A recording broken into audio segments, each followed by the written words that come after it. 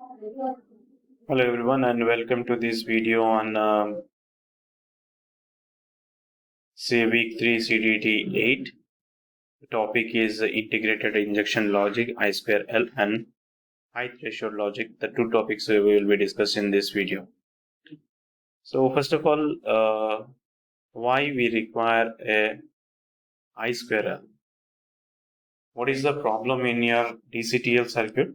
To overcome the problem of DCTL, we are going for I2L. DCTL is having a problem of current hogging.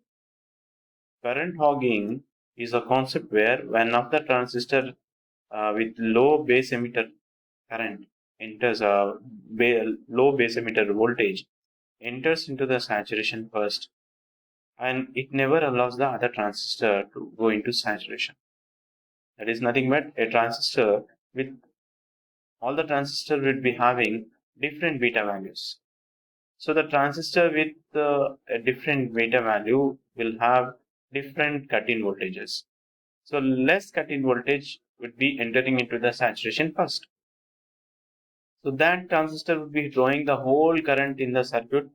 This concept is called as current hogging.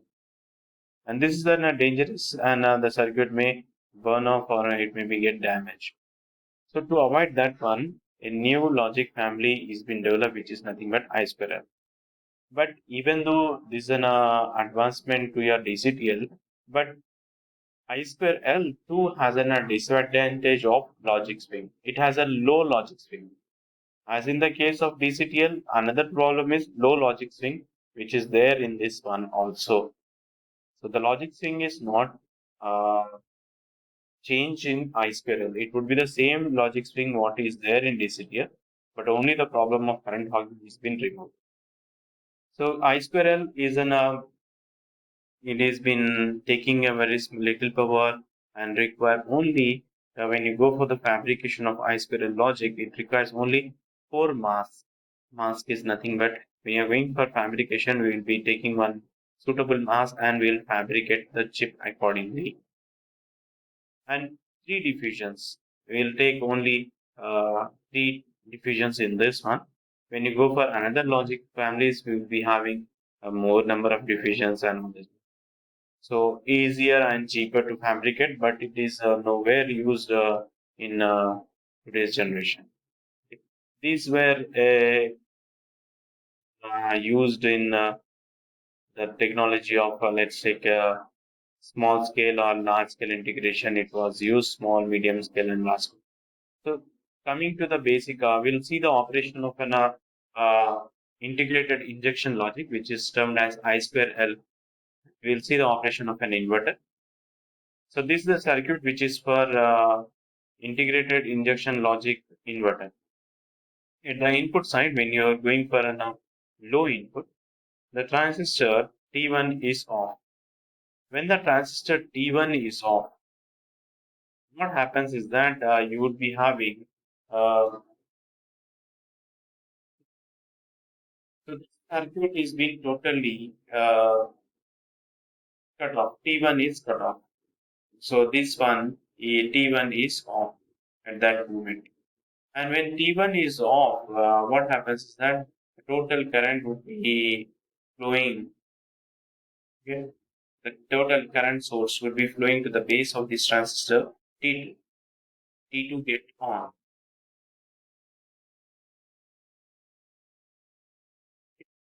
So this one, I mean to say the current source, there's nowhere use over there, and the output voltage becomes as the saturated output is been taken at the VB, which is equal to the saturation VB saturation voltage, and it is equal to output VB saturation voltage.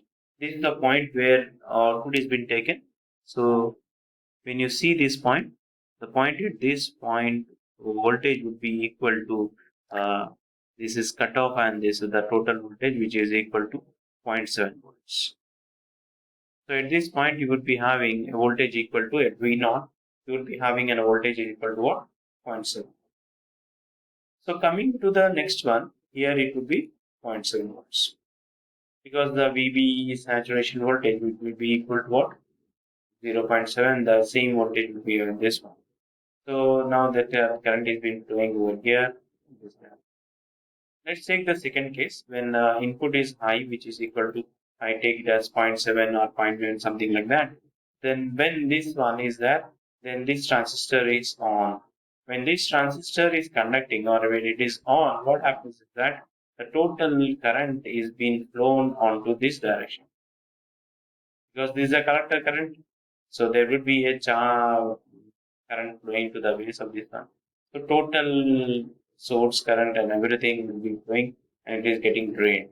And here the voltage across this one would be the voltage appearing at output, which is equal to what? 0.2 volts. Because there is no transistor, it is being totally off.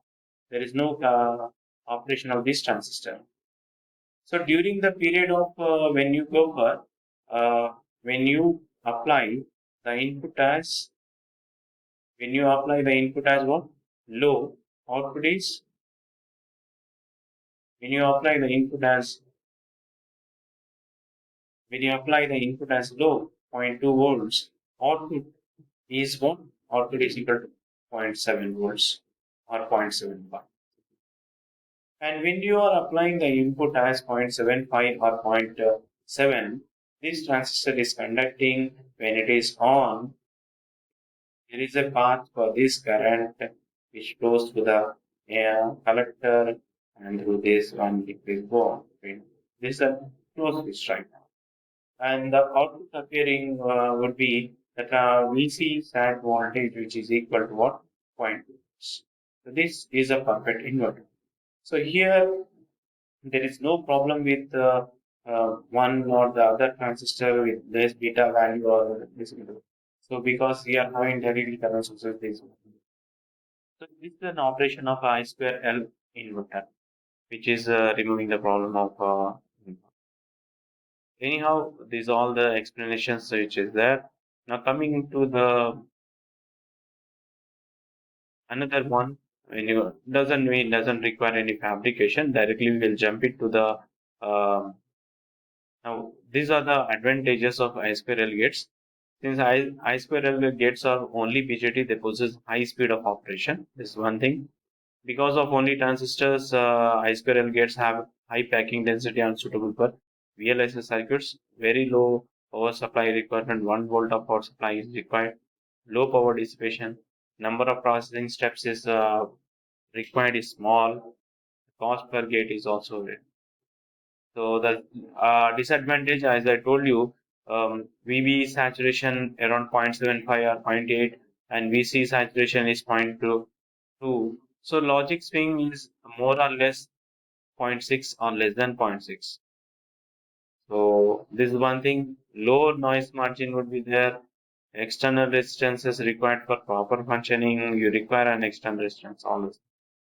Now coming to the another technology which is termed as high threshold logic. High threshold logic is similar like your DTL circuit. The only the change over here is that the power supply requirement for HTL would be 15 volts. Okay. Here it is used as 15 volts. In DTL usually will have what? 5 volts. So to withstand these voltages, we are replacing the normal PN junction diode with a Zener diode. We are going to take it in a Zener diode in terms of instead of normal PN junction. The remaining everything will be the same. It doesn't have any other change in its operation. So it is like one of the input is low, another input is low. The output is what? The transistor is when input is low. These are the power gas and the path to here the current would be here.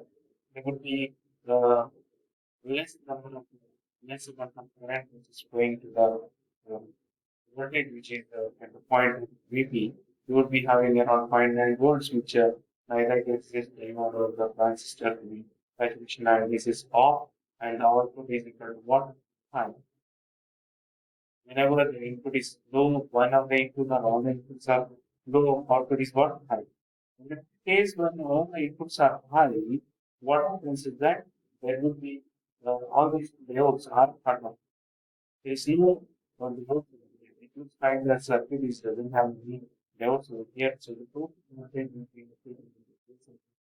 has the T2 T1 which is close which conduct this transistor T1 the diode as well as the transistor T2 and the output becomes as a loop. So this is a perfectly aligned. So the known operation of a HTL we have seen either it is a three input or two input, it means depends on the inputs or output. And when you see this TTL 9 gate, HTL 9 gate, it doesn't have any different operation just like an DTL. It is similar to a DTL. Only the thing is that voltage supply is changed and as Xena David is having a good performance in the high voltages. It is used in the so the application of this one HTL 9 gate is used as an industrial applications. It is used in industrial applications where in there the noisy environment should be there. And to say noise margins are very good in this HTL. Out of all the logic families, HTL is having the good noise margin. It is preferred for good noise margins. I mean to say when you are going for noise margins, usually we'll go for industrial applications.